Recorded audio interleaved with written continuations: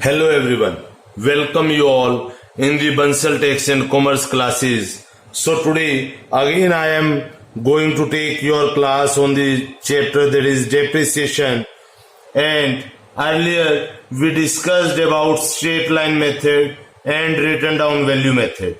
So now today I am going to discuss some complicated concepts about written down value method with you people, and we are going to solve the numericals of the same topic. तो आइए start करते हैं written down value method से related numericals और concepts को। तो देखिए, हमें एक न्यूमेरिकल के अंदर मान लीजिए एक स्टेटमेंट गिवन है कि 1 अप्रैल 2017 को एक कंपनी ने एक मशीनरी परचेज की और वो मशीनरी 3,90,000 रुपीज की कॉस्ट करती है। इसके ऊपर कंपनी ने 5,000 रुपया कैरेज का स्पेंड किया है और उसके अलावा 2,000 रुपीज ब्रोकरेज पे की है। तो देखिए, 2,000 रुपये ब्रोकरेज देने के बाद उसने और उसके ऊपर जो एक्सपेंसेस किए हैं वो भी मैं आपके साथ डिस्कस कर रहा हूं। ब्रोकरेज पे करने के बाद उन्होंने इंस्टॉलेशन को लेकर 2,500 रुपीज पे किया और 500 रुपी आयरन पेड को लेकर उनका एक्सपेंस रहा। तो यहां पर जो मशीन परचेज की गई उसका टोटल हो गया 4 लाख रुपीज, और उसके बाद उन्होंने इस न्यूमेरिकल के अंदर अलग अलग ईयर की अलग अलग ट्रीटमेंट के बारे में बताया। तो यहां हमें कहता है कि हमें 10% डेप्रिसिएशन लगाना है और मेथड फॉलो होगा WDV मेथड।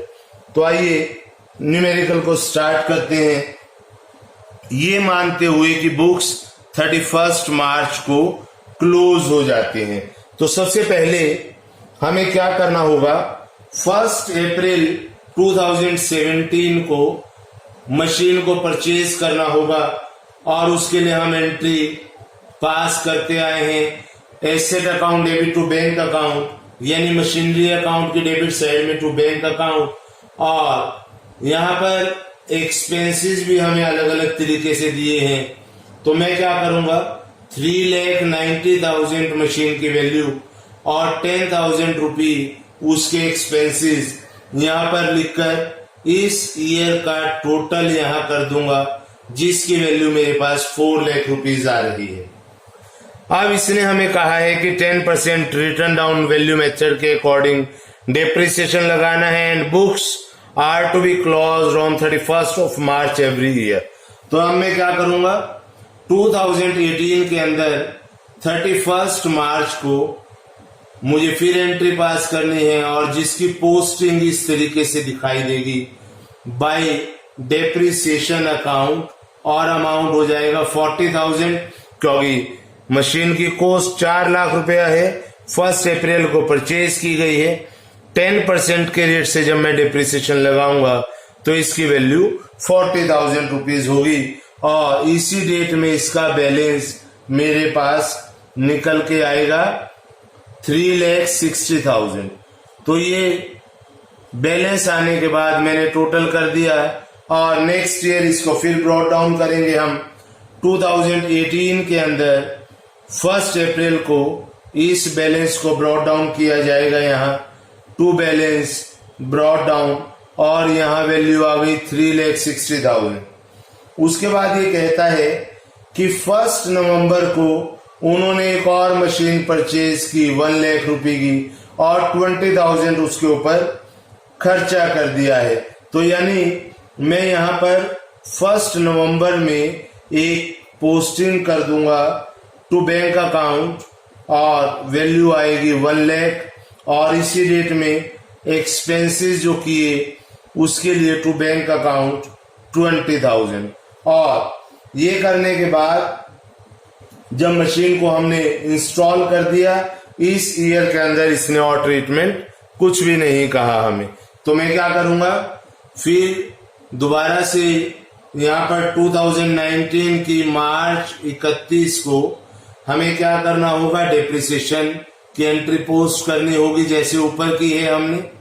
और डेप्रिसिएशन, क्योंकि यहाँ पर 4 लाख की एसेट 10% डेप्रिसिएशन लगने के बाद इसकी वैल्यू 3,60,000 हो चुकी थी।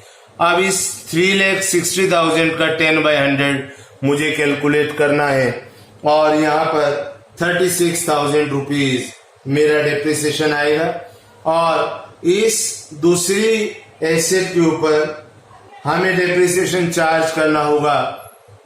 और ये डेप्रिसिएशन किस तरीके से हम चार्ज करेंगे, देखिए एसेट की वैल्यू हमें दिखाई दे रही है 1,20,000।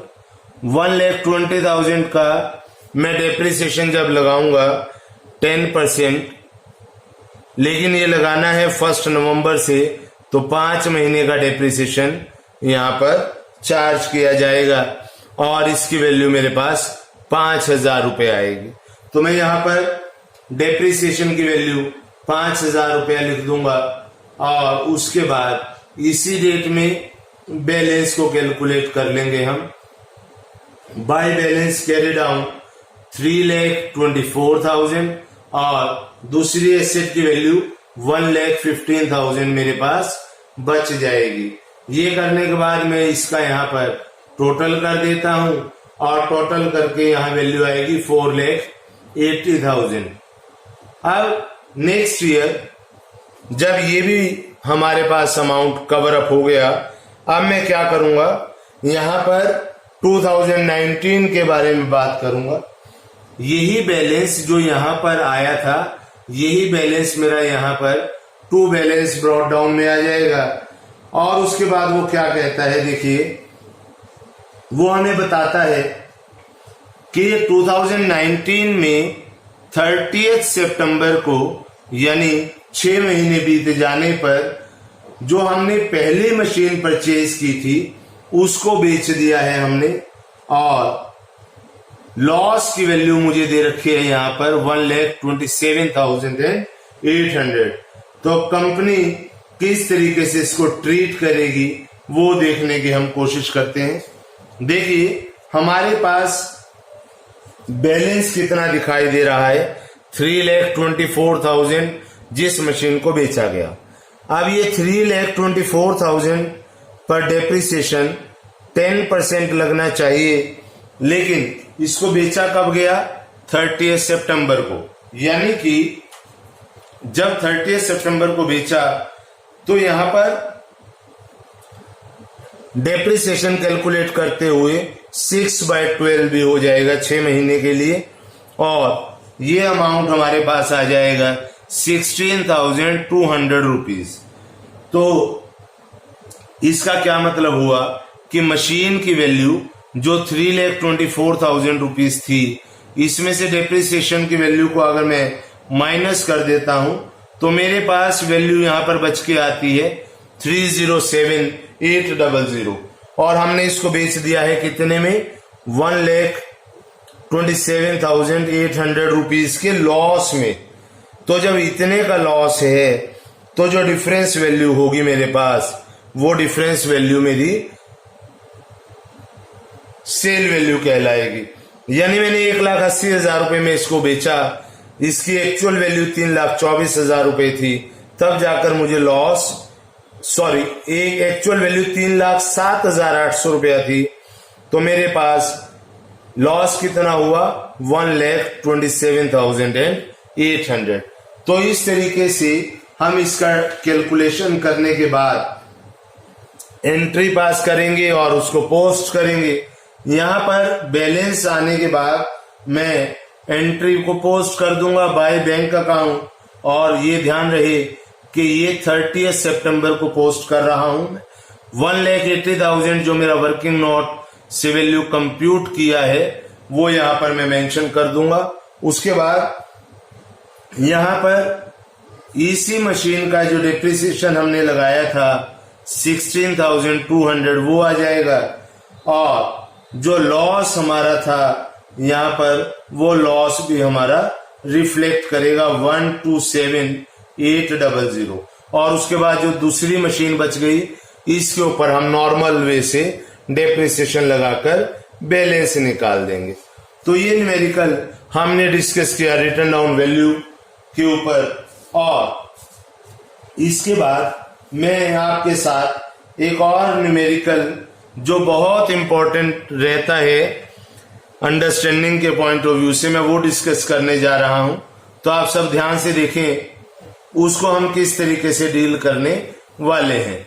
तो देखिए इस न्यूमेरिकल में वो हमें क्या कहता है कि एक कंपनी ने हमारे पास ट्रक परचेज किया। तो सबसे पहले मैं ट्रक के लिए एक अकाउंट प्रिपेयर कर लेता हूं। और वो कहता है कि कंपनी ने एक ट्रक को परचेज किया जिसकी वैल्यू है 4 लाख रुपीज। तो मैं यहां पर उसकी डेट के अकॉर्डिंग नोट कर लेता हूं 4 लाख रुपीज, और यहां पर आ जाएगा टू बैंक अकाउंट। 4 लाख रुपए आने के बाद अब वो मुझे कहता है कि यहां पर हमने जो मेथड लगाना है वो मेथड 20% डेप्रिसिएशन के साथ रिटन डाउन वैल्यू मेथड लगेगा। तो मुझे क्या करना है, बुक्स क्लोज करनी है 31 मार्च को। तो मैं सबसे पहले 3 महीने का डेप्रिसिएशन लगा देता हूं 31 मार्च के अकॉर्डिंग, और यहां आएगा बाय डेप्रिसिएशन अकाउंट। और कैलकुलेशन बहुत सिंपल, 4 लाख के हिसाब से अगर हम 20% लगाते हैं तो हमारी वैल्यू जो भी आएगी उस वैल्यू को 3/12 से मैं मल्टीप्लाई करूंगा। तो मुझे साफ दिखाई दे रहा है कि वैल्यू मेरे पास 20,000 रुपीज आ जाएगी। मैंने यहाँ 20,000 रुपया नोट कर लिया है और उसके बाद यहाँ इसका बैलेंस निकाल दिया है। बैलेंस 3,80,000 आने के बाद हम इसका टोटल यहाँ पर चेक कर रहे हैं, 4 लाख रुपीज इसका टोटल आ रहा है।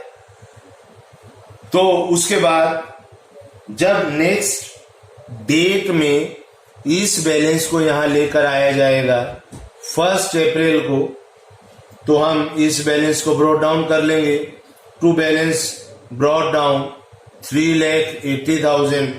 और उसके बाद इसने इस ईयर के अंदर हमें कुछ और चेंज करने को नहीं कहा है। तो मैं दोबारा 31 मार्च को डेप्रिसिएशन लगा दूंगा 20% के हिसाब से, और 3,80,000 का 20% 76,000 रुपीज डेप्रिसिएशन होगा।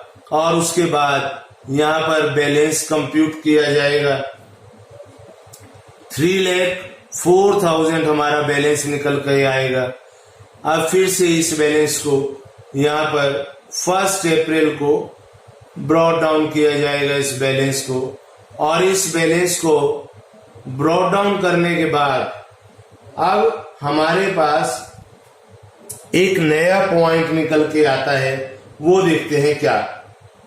अब ये कहता है कि इस ईयर में जब हमने इसका बैलेंस ब्रॉट डाउन किया, हमारे पास 1 जुलाई को क्या होता है, ट्रक का एक एक्सीडेंट हो जाता है और वो डिस्ट्रॉय हो जाता है। डिस्ट्रॉय होने पर हमें 3 लाख रुपया इंश्योरेंस कंपनी से क्लेम मिलता है, और उसी डेट में एक नया ट्रक हम खरीद लेते हैं 5 लाख रुपए देकर। तो हमें इसका ट्रीटमेंट यहां पर करना होगा। तो देखिए, जब हमें इंश्योरेंस कंपनी से पैसा 3 लाख रुपया सबसे पहले तो हमें ड्यू करना है, और ड्यू करने के बाद उसको रिसीव किया जाता है। तो जब हम ड्यू करेंगे तो ड्यू करते हुए इंश्योरेंस कंपनी हमारी डेटर की तरह हो जाती है, उसको डेबिट किया जाता है और एसेट को क्रेडिट कर दिया जाता है। तो मैं यहाँ पर 1 जुलाई को सबसे पहले ड्यू करता हूं बाय इंश्योरेंस कंपनी, 3 लाख रुपए यहाँ आ जाएगा। और उसके बाद इसके ऊपर यहाँ डेप्रिसिएशन लगा रहा हूं मैं 3 महीने के हिसाब से इस वैल्यू के ऊपर 3,04,000 के ऊपर डेप्रिसिएशन हम 20% 3 महीने का लगाएंगे तो ये मेरे पास 15,200 रुपया वैल्यू निकल के आएगी। जब मैं यहाँ पर 3,04,000 के ऊपर 20% डेप्रिसिएशन लगाऊंगा 3 महीने के लिए। अब इसके बाद ये और क्या ट्रीटमेंट हमें यहाँ चेक करना होगा कि हमारी एसेट की वैल्यू 3,04,000 रुपीज है, उस पर डेप्रिसिएशन लगता है 15,200 और इंश्योरेंस कंपनी से हमारा क्लेम आता है या ड्यू होता है 3 लाख रुपया। तो ये 3 लाख रुपए से कम इसकी जो वैल्यू आएगी और क्लेम हमें 3 लाख का मिल रहा है, यानी हमें यहाँ पर गेन हुआ है। तो मैं यहाँ पर इसी डेट को यानी 1 जुलाई को इस गेन को पोस्ट कर दूंगा to gain on sale of truck account और इसकी वैल्यू कितनी निकल के आएगी उस बात की कंप्यूटेशन हम यहां से करेंगे। 3,04,000 ये जो वैल्यू इसकी थी, इसमें से डेप्रिसिएशन की वैल्यू घटाने के बाद और रिकवरी अमाउंट है 3 लाख, तो मेरे पास डिफरेंस आएगा 11,200 रुपया, 11,200। वो मैं यहां पर गेन के रूप में पोस्ट कर दूंगा और उसके बाद फिर ये हमें कहता है कि इसी डेट में हमने 5 लाख रुपए की एसेट एक और परचेज कर ली है। तो मैं यहाँ एक और एंट्री पोस्ट करने वाला हूं to bank account 5 lakh rupees और यहाँ पर इसका डेप्रिसिएशन चार्ज हो जाएगा 31 मार्च को 5 लाख रुपए के ऊपर 20% 9 महीने का डेप्रिसिएशन हम लगाएंगे 75,000 और उसके बाद यहां पर इसका बैलेंस कंप्यूट कर दिया जाएगा। That will be equal to 4,25,000 and then the total will be tallied on both the sides of the truck account. So by this way we will be able to solve the numerical of straight line as well as written down value method. आज के इस video से पहले हमने depreciation की और video इसी channel के ऊपर पोस्ट की है, तो आप डेप्रिसिएशन के सारे कंसेप्ट्स और straight line value method, return down value method को अच्छे से समझने के लिए पहले उन वीडियो को रेफर करें और उसके बाद आज का ये वीडियो देखकर आपको इन मेथड को कैसे ट्रीट करना है वो क्लियर होगा। और नेक्स्ट वीडियो के अंदर हम कवर करेंगे कि अगर हमें प्रोविजन बनाना है तो प्रोविजन का ट्रीटमेंट कैसे होगा और प्रोविजन का ट्रीटमेंट सीखने के बाद हम जब और आगे चलेंगे तो वहां पर एसेट डिस्पोजल अकाउंट क्या होता है, किस तरीके से बनाया जाता है, वो सभी बात हम नेक्स्ट वीडियो के अंदर कवर करने वाले हैं। So in case of any doubt please let me know, put your all the doubts and comments in the comment box of the video. Till that time be safe, be happy, be healthy. Thank you.